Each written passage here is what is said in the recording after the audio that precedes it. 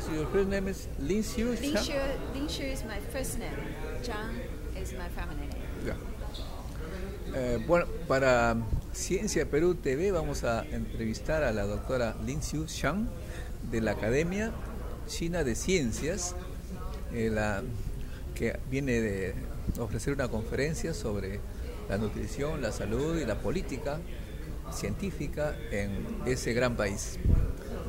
Dr. Zhang, the Chinese Academy of Sciences all the time in the top of production, publication. That means that there is a strong policy for science and technology in your country? Yeah.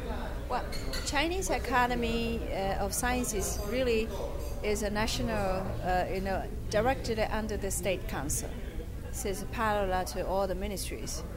And now we have one of the mandates is really addressing the national needs.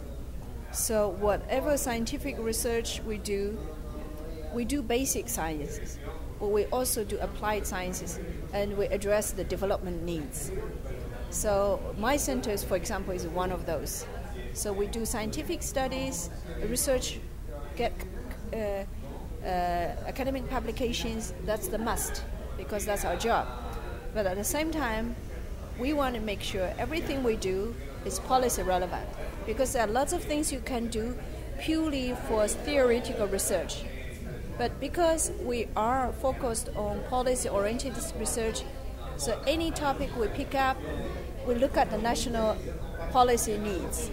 And there are any gaps that need particular addressing or study and has a future potential significance, not only for China, but also for world through China, we would pick them up. So the priority setting is so crucial for us on what you can study and what you can do research on. But every year, also national government sets the priorities of research. So we also participate in that as well. This year, for example, what is the top priority? Now it's, I think right now Chinese government, the agriculture rural sector is coming back to providing public goods and services for the rural people and pushing for rural-urban integration, because rural-urban in China was divided. With urban people have a better facility, better services, but the rural people are not. Now they're pushing for anything they can do to bridge the gap between rural and urban in terms of public service and provision there. So that's been pushing for the rural sector. We have a promotion, career promotion system. You start from a basic researcher and then like a junior researcher, you become an associate professor, assistant professor, associate professor, and full professor. Even professor, they have scales, 1, 2, 3, 4. So all the performance evaluations are based on, how much scientific research you produced, how much research funding you got, and how much policy influence that you had, and how many young junior faculties or students you trained, papers. And how many networks. And the papers, that's scientific output. That's the first one. So, and the policy recommendations. Patents also. Yeah. Patents are product, scientific products. How many patents you had, how many research funding you got, and how many policy influence you've had. And in the end, it's really the peers will assess your performance, whether your publications got a good record or not. Yeah. Scientists are stressed. Very stressful. Every day looking for funding. Every day trying to write papers, I know. So that's. But it's the only way to push science in Peru. It's very competitive. In Peru, we are not stressed. I see.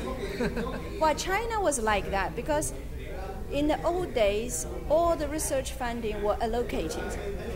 It doesn't matter whether you do good or bad. Every year you have this money to do research, and now it's not. It's all competitive.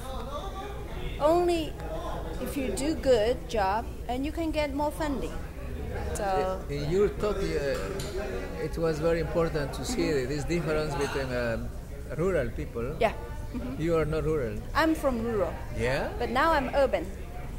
How did you get to? Well, I got to university. So I studied and I got to university. At that time, it's so competitive, but I got in, and then now I'm here. So I see. yeah. Congratulations. I'm from rural area. My father still lives in the village. Still there? Yeah. And your mother? My mother passed away. Yeah. Sorry.